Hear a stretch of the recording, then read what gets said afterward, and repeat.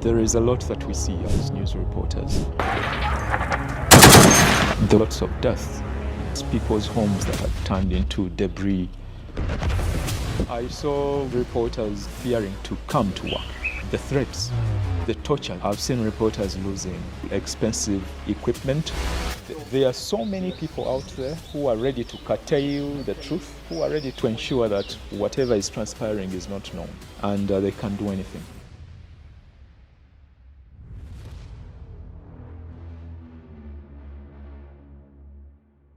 For 15 years, he graced our screens with calm presence, composure, and a mastery of the Luganda dialect.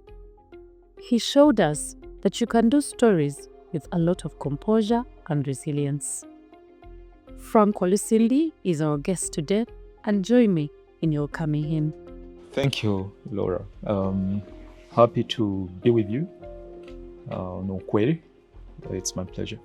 Thank you. Yeah. So, in the newsroom, Yeah. before you go to the field, you have come in the morning. Tell us the story. How do you prepare your desk? You're going to do a story that you're not yet sure of. You've got into the newsroom. Brief us. Tell us how your day unfolds 15 years ago. 15 years ago, dynamics change. I don't think that news reporters in newsrooms today plan the same way we were planning 15 years ago. Maybe half-half, if I could say it that way, because we would have a traditional newsroom meeting where you meet with editors, reporters, the production team, and discuss the day, the ideas to execute. But lately, information moves very fast. People are planning on WhatsApp. People are planning on the different communication platforms that you know. So it's a bit different, but again, not very different. That's how I would put it. But back then, or even up to now, because I am a journalist by profession and I still apply the same journalism skills in the space where I work from now,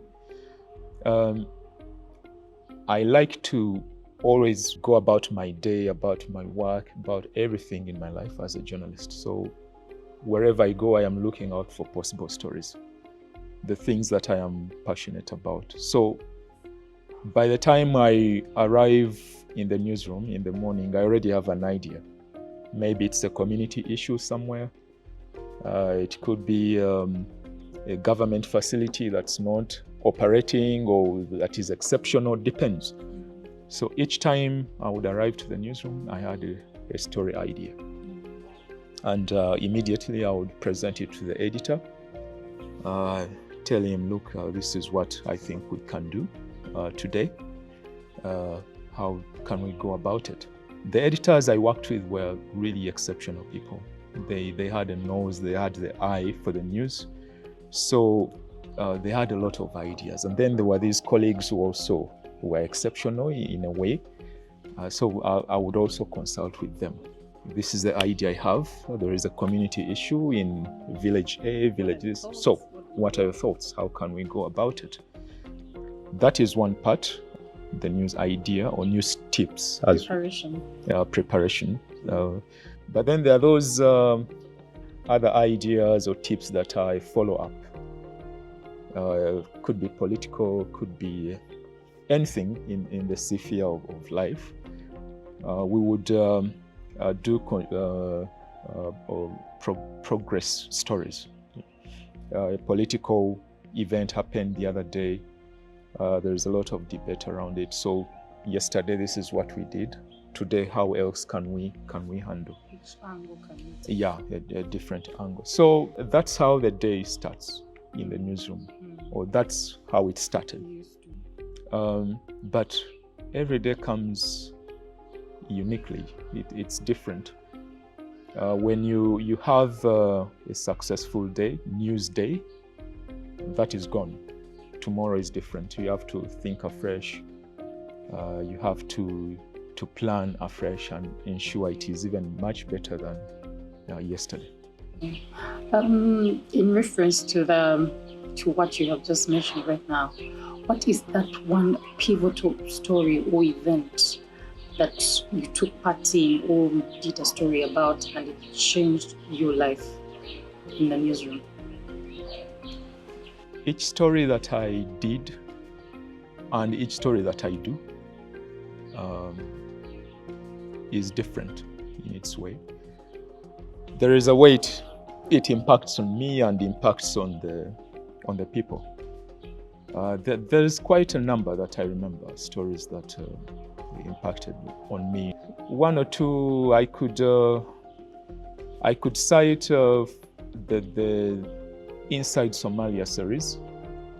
I was the first news reporter to give a face to what the Uganda People's Defense Forces were doing in Somalia. In the starting days of the peacekeeping mission, it was quite hazy. Ugandans did not know how all this came about. How is it that UPDF is going to Somalia? You may have heard the debate in Parliament then. Members of Parliament were not happy, were castigating government in different ways. But we said, yes, there is that debate, but we can give this peacekeeping mission a face. Let's go see what they do. Whether it's bad, whether it's good, let's go and see and then come back and tell it to the people. It was very risky going to Somalia back then, 2010, 2011, 12, 13, 14. I toured Somalia up to 2014, thereabout. And it was risky. It was dangerous. It was a war zone. Right there is where I want to cut you short. We are talking about no safety, no story. Yeah. How did the newsroom, how did the organization prepare you as a journalist? Were there those specifics that now, Frank, you're going to Somalia?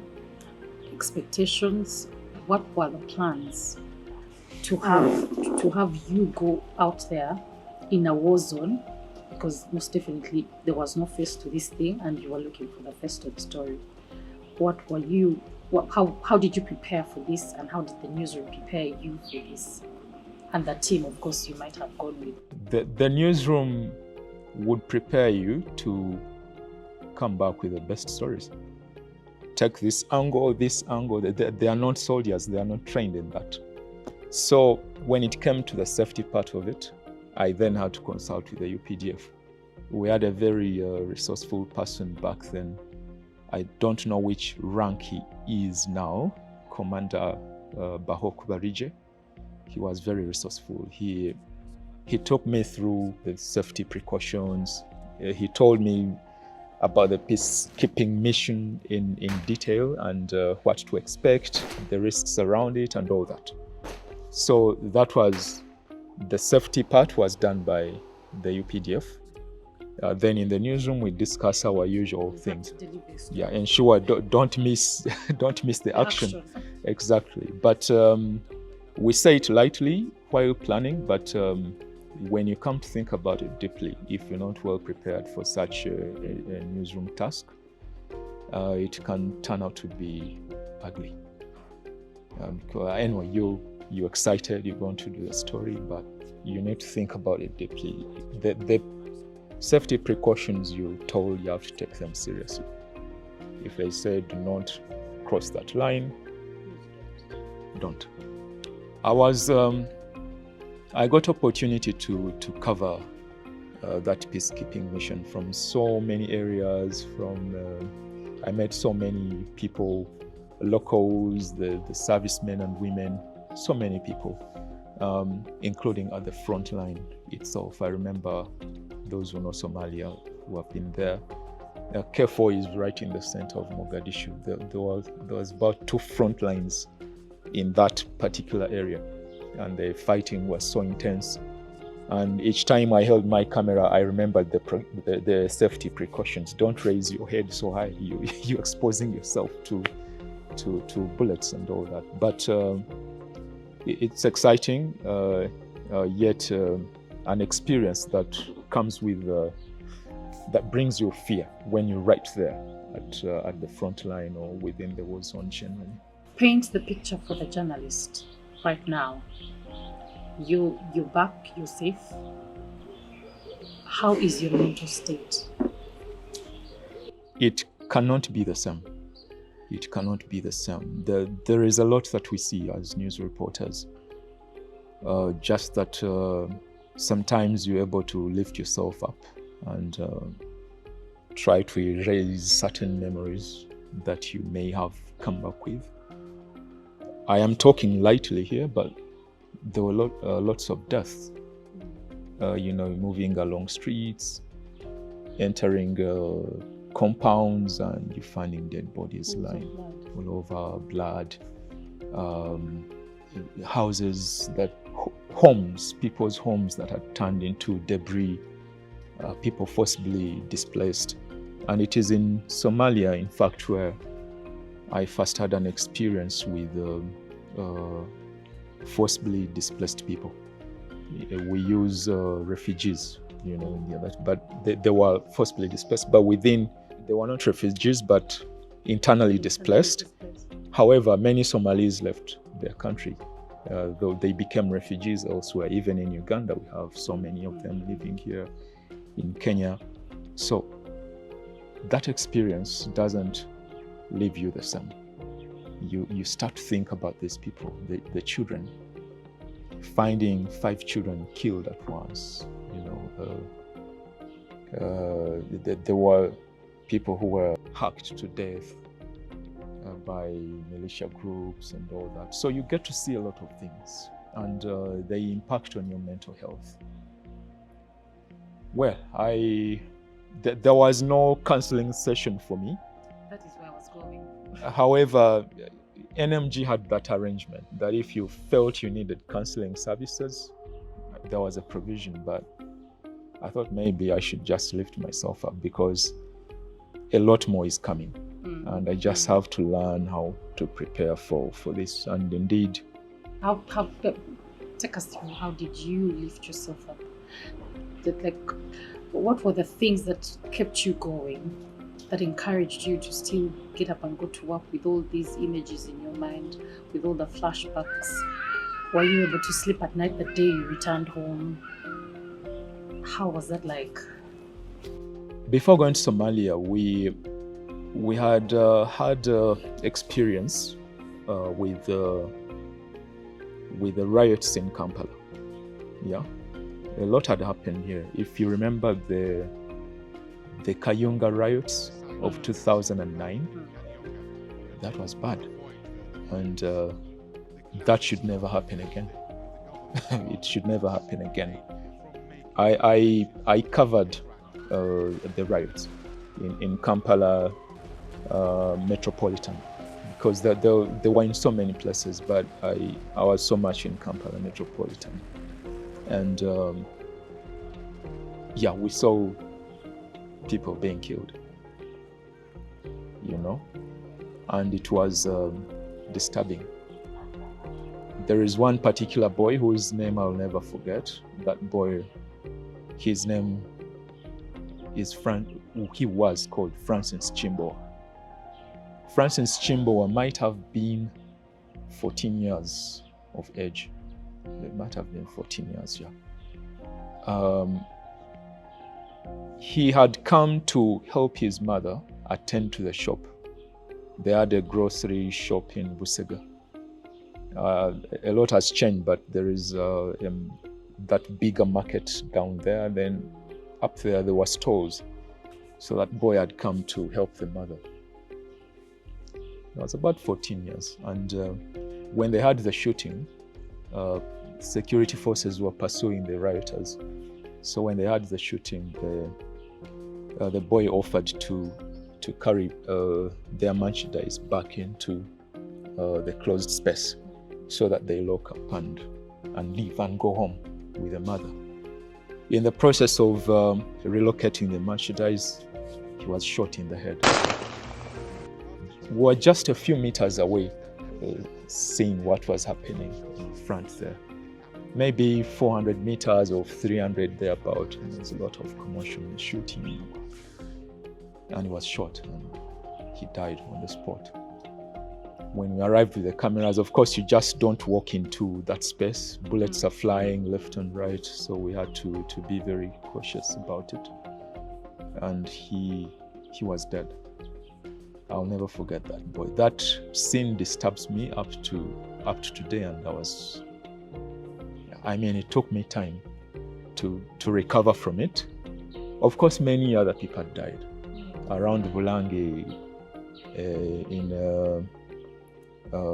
There is the bypass. It had just been completed, I think, around that time.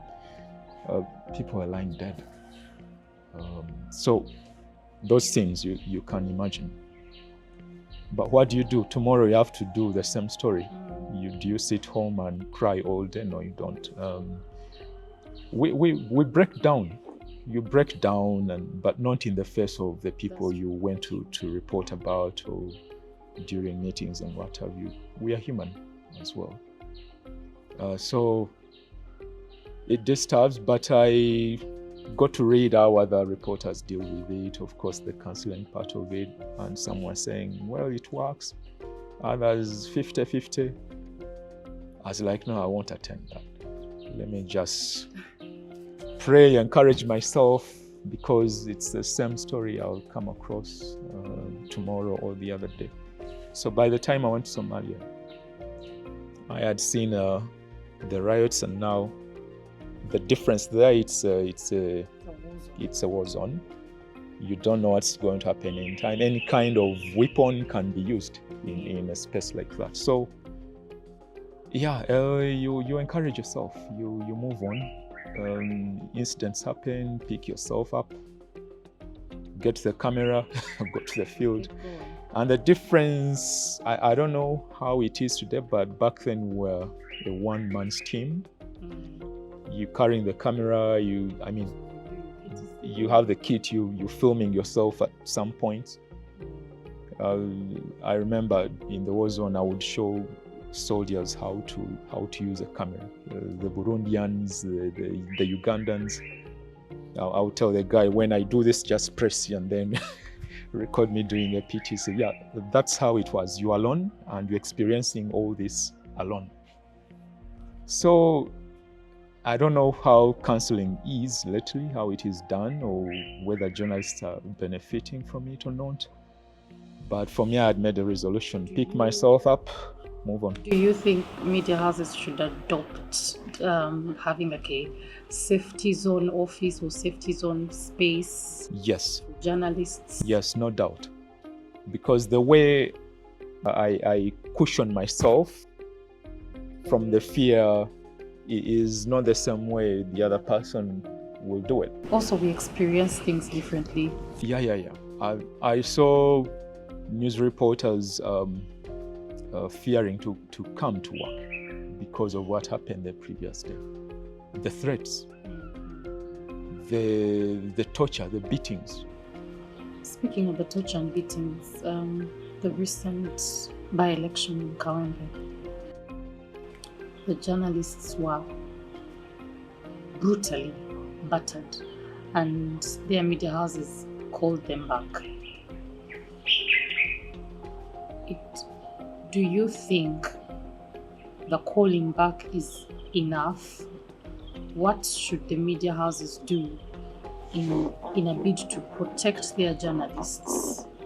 That while all this is going on, your life is important. Not to, yes, we want the story, but then again, this is the person going to do the story. If they die there, they are battered, their cameras are broken, you will not get the story you're looking for. What's your take? That is true. You cannot get the story if such life-threatening things are done by we had security and hooligans. We've not even got a conclusive report from the by-election that happened. So we don't know who was doing what, but that was the best thing to do in the heat of the moment. Withdraw. Life is important than the story. Yeah. In cases where journalists have been abducted, or beaten and, I don't know, shot and all those things. What do you think the media houses and the journalists themselves? Because in most cases, something happens and people don't even have a rendezvous point. That in case of something like this, this is where we are going to meet. If you're not here in 15 minutes, this vehicle will have left. What message do you have for the journalists and the media houses that host these journalists to have these things in place for the safety of journalists out in the field?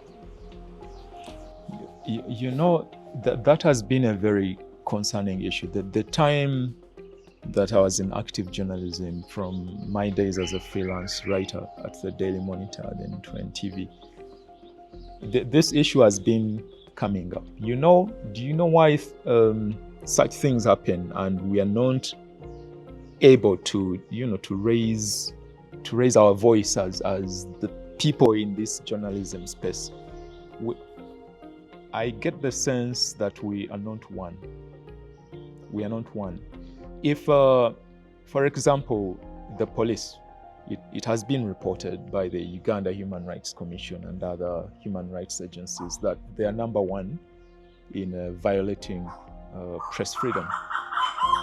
But you've heard Newsroom saying, no, what we're going to do is stop reporting about police activities or the army or whichever force. But what happens? Newsroom A will not send reporters. Another newsroom somewhere will send reporters. So that uncoordinated approach to the violation that happens, to the threat that happens to journalism, cannot do us any favor. It cannot. We have the Uganda Journalists Association. How many journalists belong to that association? Do newsrooms believe in it holistically? If you go to Kisoro, if you go to Arua, do the radio stations there and TV stations know that there is actually such an association in Kampala? And when it says something, we should act accordingly. So I've seen these things happen. One time I saw the then Inspector General of Police calling reporters, oh, sorry, we beat you up the other day, but here is a bull we can slaughter and share and talk about things. Talk about what? Celebrate the violation of rights? I mean, we are still uncoordinated. We need a body that can, bring us together, a body that we can all believe in. And we need to bring the people we are at some times loggerheads with. We need to bring them on board, talk with them. What do you think is stopping the coordination? I really don't know. I can't tell you why NMG or Nation Media Group would do this and then Next Media wouldn't. I don't know. I really don't know. Maybe the Uganda, is it the National Broadcasters Association, is it? The one that brings together owners? I think they should also be a part of this. It is not supposed to be reporters or journalists alone advocating for the freedom, for the rights, but the media owners as well. If we say we are not covering security agencies because of what happened in Kawempe, let it be. Let the owners come on board and support the reporters. But what I see, it's one section of the people in the business that are saying, oh, for us, we want to go. Then the other day, the others will go. It's a whole mix of things. And after a week or two, everyone is back to covering the police press conference, the UPDF, I don't know. So, coordination. The 2021, the 2026 elections fast approaching. How do you advise a journalist to prepare for these elections? Each election year comes with its, it comes different in its way. I covered, as a young reporter, I was a freelancer, I covered 2006 violence. I covered 2011 more violence. 2016, more violence. 2021, an upgrade. 2021, thank you. It's like the orchestrators of this are saying, let's even do more than what we did the other time. So, as a reporter, do not think that these things happen to the political actors alone. We are also in the line. We are in the line, yes. So there are so many people out there who are ready to curtail the truth, who are ready to do anything to ensure that whatever is transpiring is not known. There is that group. And they can't do anything. I've seen reporters being beaten up to near death. I've seen reporters losing useful, expensive equipment. And you know what happens sometimes? These reporters do not have any formal contract with the employer. It happens, it has happened. It's what it is. We are sorry you were beaten up during the election, but what do? The readiness should not only rotate around the best stories to get out of this election time, who is standing, who is not, who is winning here. No. The readiness should now focus on the safety of reporters even more than what newsrooms have been doing. We saw what happened in Kawempe, in Kampala. That was an eye-opener. Hooligans just descend on people, including reporters. Anyone just beat you up, maim you, and do anything and walk away. So that should be a lesson.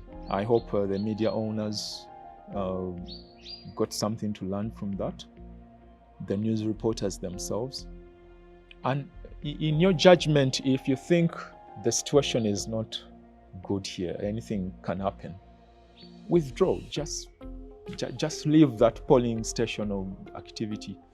I've mentioned that your life is much more important than that story.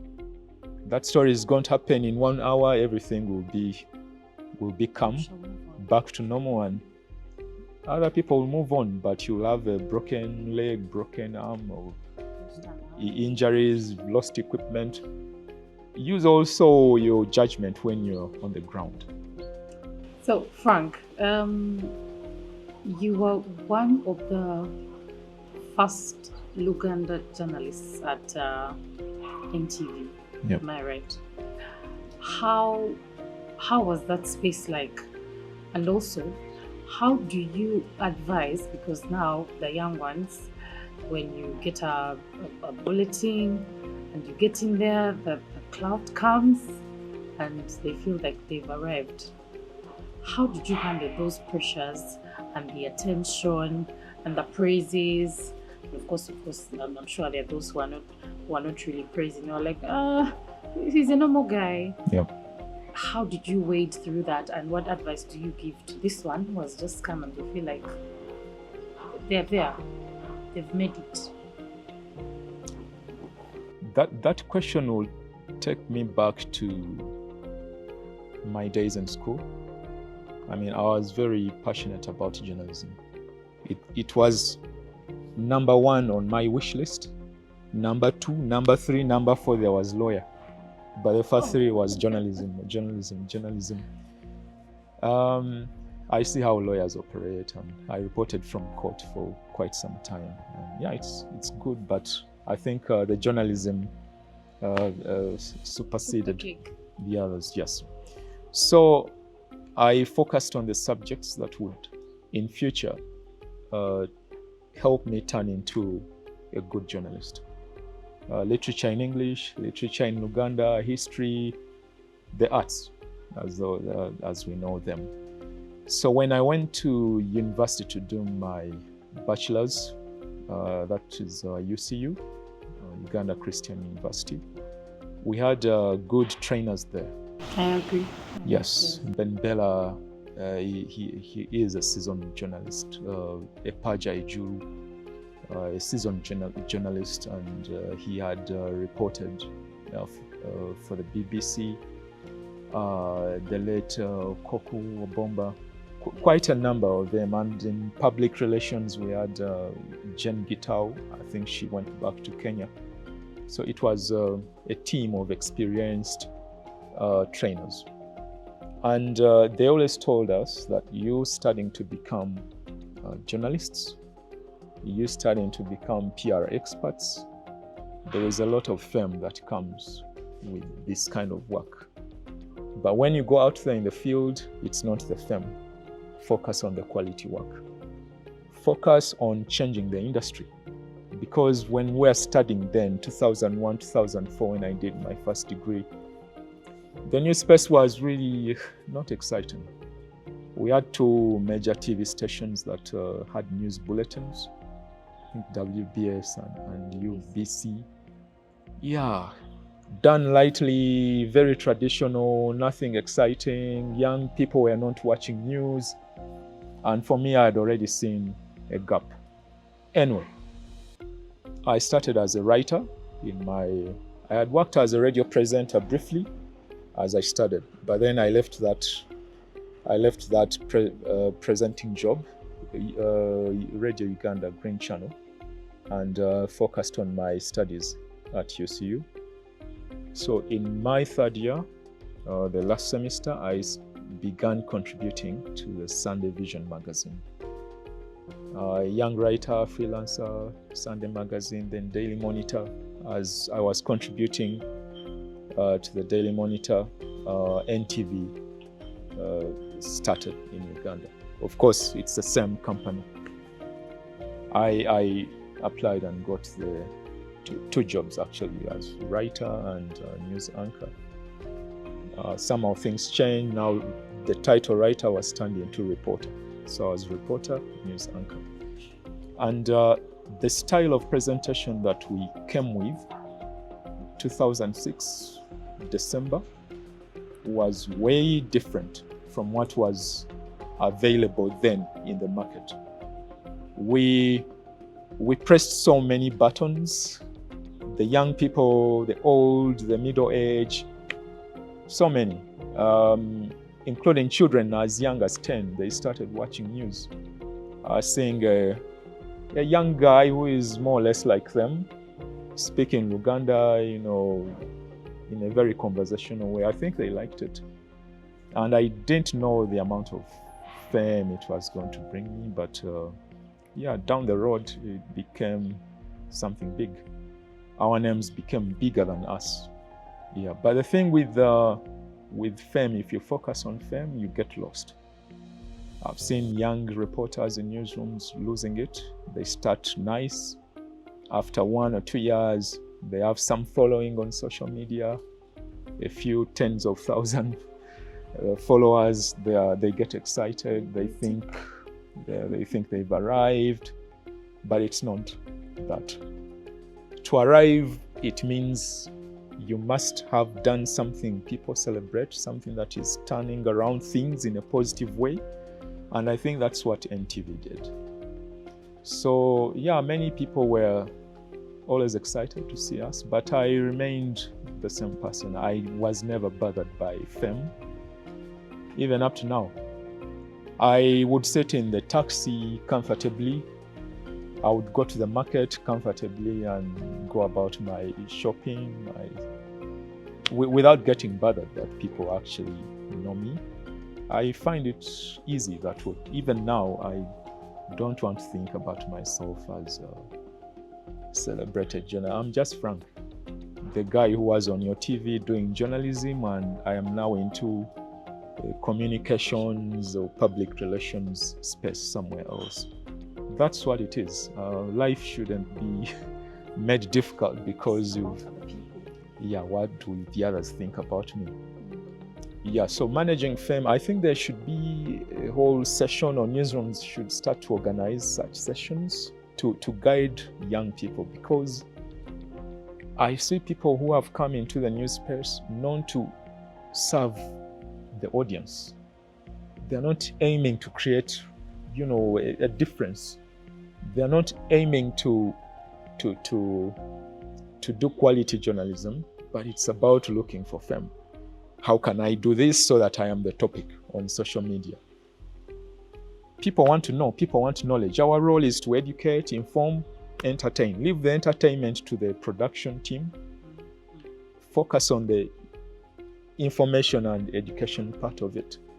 You can do it in a nice way that is appealing to people, but not turning into some theater person on screen. It is news, it is serious business, much as there are lighter moments, but focus on the quality journalism. The fame can always follow you. It can always follow you, and you'll get to a point and get tired of it. Because everywhere you go, hey, Laura, how are you? People know you for the good things, not the bad side. Ukweli Africa is a new space that is coming up with ways of how to promote mental health for journalists and also create safe spaces for them. What's your take on that? What do you advise? Thank you. It is good to know that Ukweli is coming in to help news reporters deal with the mental health challenges. Mental health challenges are becoming even more serious than we thought in newsrooms. Yeah, there is a lot that contributes to this. You agree with me that first of all, the payment in our newsrooms is not that fascinating. It's not a good story to write home about. And we have news reporters who are working more than the hours known, the 8 hours. They work longer hours. They have families to take care of. They have marriages to protect. They have ambitions. They want to invest. So if somebody is not achieving this in the time they thought they would have achieved it, that can contribute to the mental health challenges. You know, people will start to get tired of the work or not contribute quality work because of such frustrations. So when you're looking at mental health, it should go beyond the trauma that comes with the stories we do, but also these are other aspects of life. Advocate for good payment. Reporters are, if I tell you the salaries colleagues and myself were getting back then, of course things have improved a little bit, but people see us, they see you on TV, but the fame, the quality work doesn't relate well with the wallet. For me, the advocacy should start around that aspect. Engage media owners. Why is it so that we get financial reports, company A is making profit, but the people working for it, there is no correlation. No, at all. So that is very important to look at. And the other thing is to encourage media owners to start, should I call them counseling sessions, and let the reporters know that actually you can access this service free of charge. We're going into an election time.